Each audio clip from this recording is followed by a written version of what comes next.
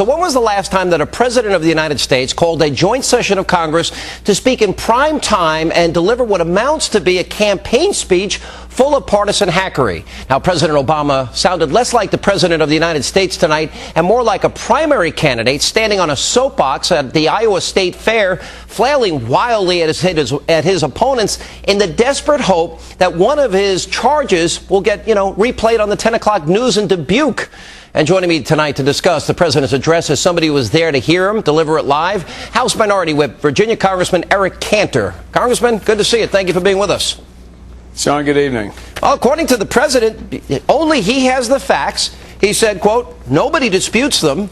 So there's no dispute on the issue of abortion funding. There's no dispute on funding illegal immigrants. No dispute of whether he was supporting all summer Medicare cuts. No dispute on end-of-life counseling or how we're going to pay for this? No disputes at all?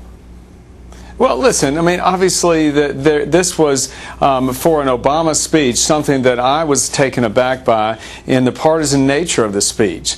I mean, listen, we all know that the status quo is unacceptable, and the president said the status quo is unacceptable. But when he goes and starts pointing fingers and casting blame, I think it's just a smokescreen, Sean. Listen, it's not special interests or Republicans that stand in his way. The Democrats are firmly in control of both bodies in Congress. He's the president. They've just been unable to lead in terms of the type of reform that the American people want to see. All right, now, one charge, before we get back to health care, he says he's pulled the economy back from the brink. Now, he said if we passed the stimulus, unemployment wouldn't go above 8%. It's now 9.7%. He's quadrupled the deficit in 1 year, quadrupled the debt. We've got foreclosures now on the rise. And we also have the Senate having to raise the debt ceiling above $12 trillion.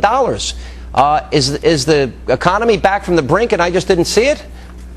Absolutely not. And I think you will see in the chamber there was broad disagreement on that notion that somehow the economy is back from a collapse. We have so much work to do. People are so worried about their job. Unemployment is at historic levels and frankly intolerable given what this Congress and the president has gone about doing. And you're right. We have piled more debt on our children in the last 8 months than this country has in the last 200 years. It is unsustainable, and frankly, it's false to say the economy is back. All right, at one point in the president's speech tonight, Congressman, he says, instead of honest debate, we've seen scare tactics.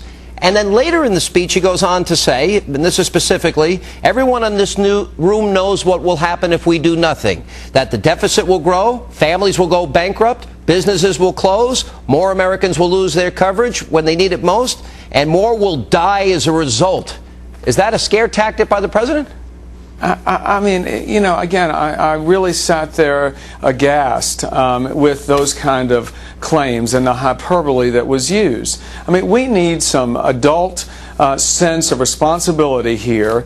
We need to try and produce the reforms that we know that the American people want. And really, Sean, it starts with a few guarantees. The public wants, number one, a guarantee that the decision-making between patients and their doctors won't be taken over by the government.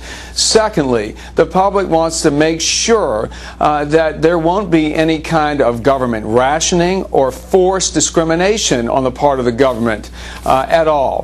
And thirdly, I think the public wants to know that this body in Congress and the president will be responsible and that we're not going to break the bank. And by his claim tonight that it only costs $900 billion, and as we know will be upwards of $1 trillion on top of the debt that we've already amassed, I don't see how those claims are even reasonable to even assert. Let me ask you this, because it goes down to that he wants the government option, and he doubled down on this tonight because he's being torn within his own party. He's got some members saying they won't support it if it doesn't have a government option, some saying that it's unsustainable, they don't want it. So he's got to fight within the Democratic Party. Here's my question. If you offer that government option, and you do, and the government decides for a private company, what they must cover, what they can charge, what, in every sense of the word, they're taking away the free competition, free market. Isn't that really taking away the opportunity for any private company to compete? Listen, Sean, that is just intuitive. The American people know you can't have a government that sets the rules and then go compete under those rules. That is worse than the fox guarding the hen house. So any notion that there can be a functioning government option without a replacement by the government of the existing healthcare system is just a false claim. So that's why I think that we've stood up on the Republican side of the aisle in the House, said, look, no government option, no government co-op, no government trigger. We just cannot. We've got to scrap this whole notion of the government in competition, because we know it will lead to replacement, and start over and work together on things that we can agree on. All right, Congressman, we'll wait to see this unfold. There's a lot to get to.